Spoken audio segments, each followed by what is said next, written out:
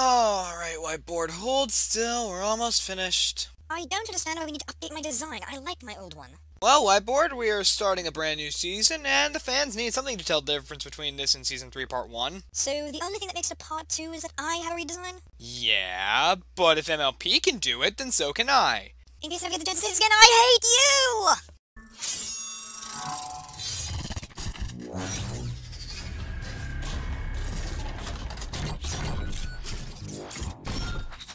Oh, this is oddly a lot more roomy than the old body I had. So, you like? It'll take some getting used to on my part. Tell that to the fans. But I could get used to the new trims and the expanded space. Well, we can play with the new fonts and features after we get that port set up in the human world. Now, let's get this new season started. Hello everybody, my name's Robin0928, and welcome back to My Little Robin Reviewing His Magic, and welcome to Season 3, Part 2. I mean, if MLP can do this crap, that means I can do it too.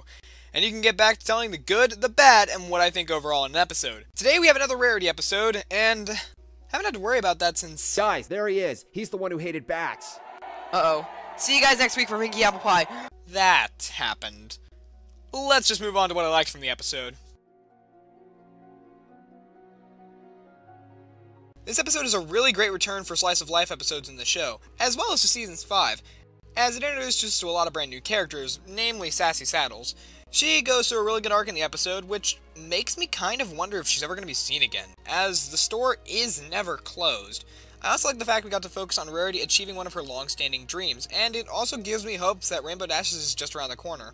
The fact that Rarity, in the end, gets rid of the princess dresses really brings a close to this newfound success arc that she has throughout the episode. I love the song sequence in this episode as well, although I really don't understand the point of making it kind of Irish folk music.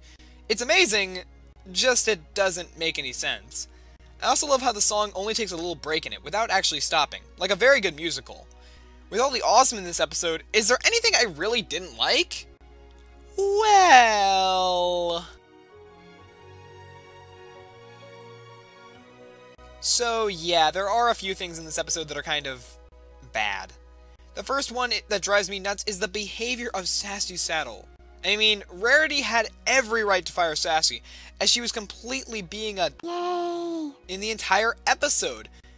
Sassy's design is also just kind of meh to me.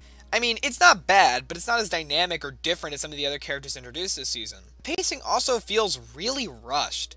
Most of the emotional conflict in this episode takes place during the song, and it just feels like the episode's over at that point.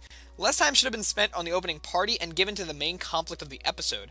But as it stands, these flaws are very few and far between, but end up leaving a slight sour taste in my mouth.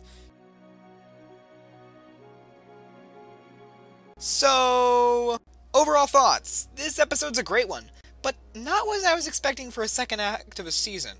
On its own, though, it's a fantastic slice of life episode with a great jumping back point into MLP. All in all, I'd say this episode is definitely worth the price of admission, and I'd recommend getting back into Season 5. Wait, what if the opening scene took place at the end of Do Princesses Dream of Magic Sheep, and it just took 3 months to build Boutique?